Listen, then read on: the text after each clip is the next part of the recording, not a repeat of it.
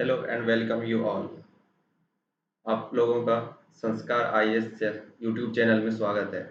आज से हम एक नया एक जो पॉइंट होता है करंट अफेयर्स के पर्पज से वो शुरू करने वाले हैं, है ना। उसका आज ये पहला लेक्चर्स होगा और उसमें से हम लोग क्या ढूंढ रहे हैं कि जो नए मुद्दे हैं, जो करंट मुद्दे हैं, उसके कुछ पॉइंट्स उस पर हम लोग डिस्कस करेंगे, उसके बारे में हम लोग जानेंगे। और ये आपको वेरियस यूपीएससी, बीपीएससी और स्टेट पीसीएस, एसएससी, सीजीएल, आप किसी के भी तैयारी कर रहे हो, करंट अफेयर्स आपसे पूछा ही जाता है। तो उसी पे आधारित हमने ये सीरीज शुरू किया है। तो अगर आप नए हैं तो सब्सक्राइब कीजिए और ज़्यादा से ज़्यादा लोगों तक शेयर कीजिए ताकि मैं और भी वीडियो लाता रहूँ। चलिए देखते हैं हमारा आज का क्या टॉपिक है। तो देखिए क्या टॉपिक क्या है, IRDAI, है ना। तो वो होता क्या है, ये क्यों हम लोग पढ़ रहे हैं, भारतीय बीमा विनियामक और विकास प्राधिकरण, है ना। भारतीय बीमा विनियामक और विकास प्राधिकरण, और इंग्लिश में इसको बोलते हैं, इसका जो फुल फॉर्म है insurance regulatory and development authority of India. ये क्यों न्यूज में है, आज ही हम एक पेपर में आया हुआ है था। देखिए क्यों हमें पढ़ना है, क्यों करंट अफेयर से रिलेट कर रहे हैं इसको।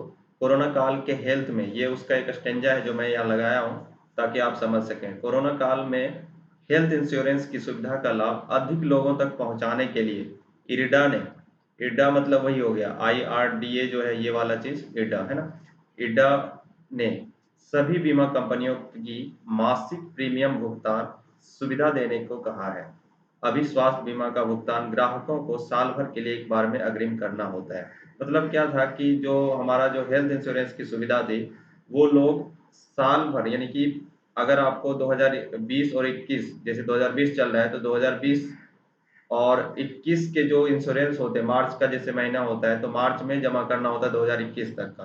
तो अभी जो कोरोना काल की वजह से आर्थिक मंदी आई है और लोगों को एक साथ देना मुश्किल हो रहा है, इसलिए उन्होंने ये सुविधा लाया है कि लोग मंथली, है ना, वो क्या करे कि वो ऐसा नियम लाए कि लोग मंथली वो किस्त जमा कर पाए, है ना। तो इसलिए हम ये पढ़ रहे हैं, ये न्यूज में है।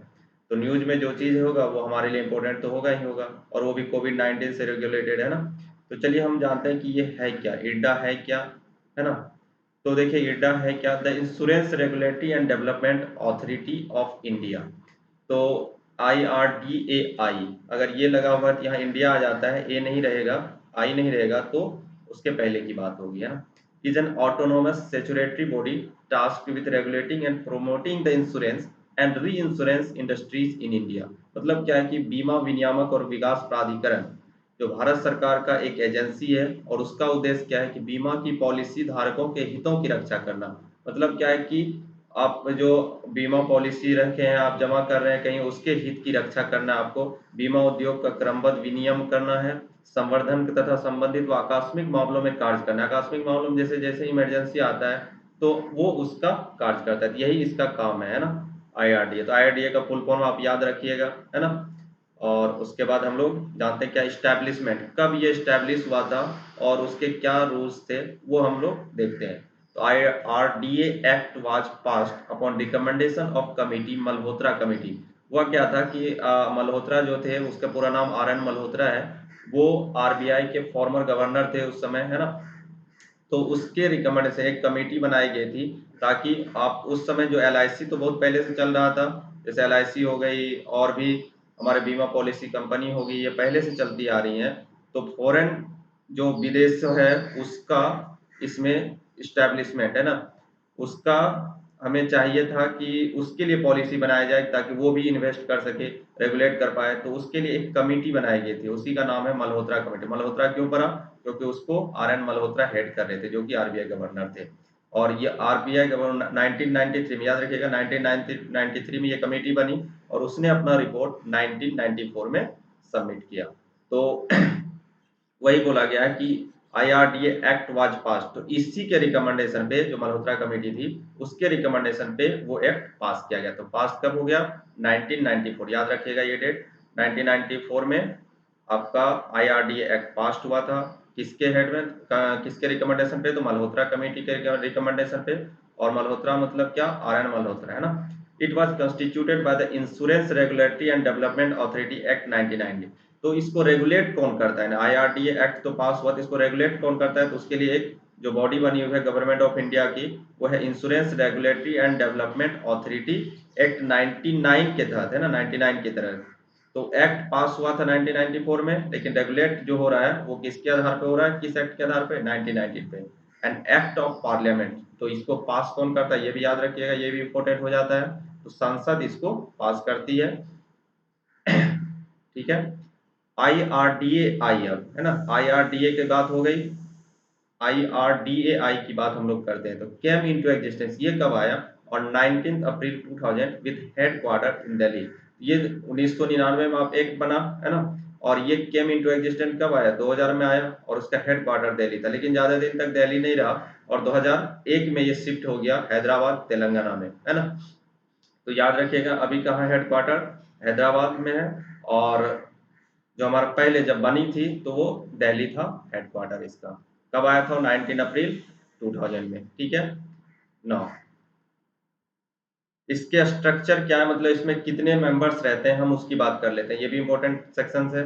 तो स्ट्रक्चर में क्या है कि देखिए, आपको एक चेयरमैन दिख रहा है ना, एक चेयरमैन होगा, 5 फुल टाइम मेंबर होगा, है ना, और 4 पार्ट टाइम मेंबर। तो टोटल कितने मेंबर हो गए? 10 मेंबर्स, एक chairman, 5 full time member and 4 part time member.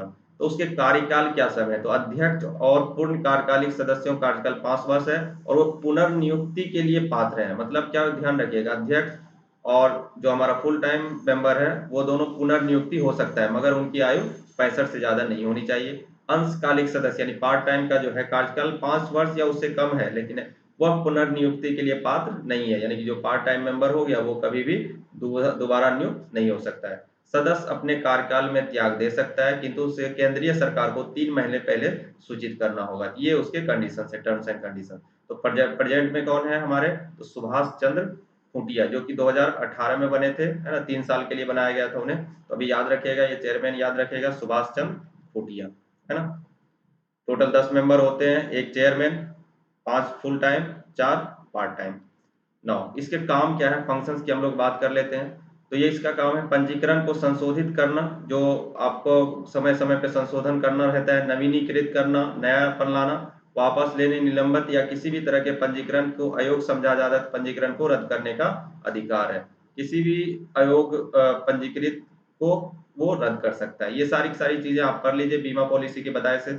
संबंधित मामलों में पॉलिसी धारकों के हितों की रक्षा करता है, बीमा दावे का निपटारा, बीमा योग, ब्याज आदि सब करता है ना, या सर्वे करने वालों और नुकसान मूल्यांकनकर्ताओं के लिए आचार संहिता लागू करता है, या बीमा कारोबार में दक्षता को बढ़ाता है। जीवन बीमा कारोबार और सामान्य गैर जीवन बीमा कारोबार को प्रतिशत ग्रामीण या सामाजिक क्षेत्र में बीमा कंपनी द्वारा किए जा सकते हैं ना। आगे और आप पढ़ लीजिए, इसको याद रखिएगा। इसका जो इंग्लिश वर्जन है, तो यहाँ पे है आपका function issuing, renewing, modifying, withdrawing, suspending and cancellation registration. तो आप इसका स्क्रीनशॉट ले लीजिए, याद रखिएगा क्यों न्यूज में था, कोविड-19 की वजह से न्यूज में था, जो कि 1 साल के लिए देना होता था उसे मंथली किस्त में इसे देने के लिए कहा गया है ना।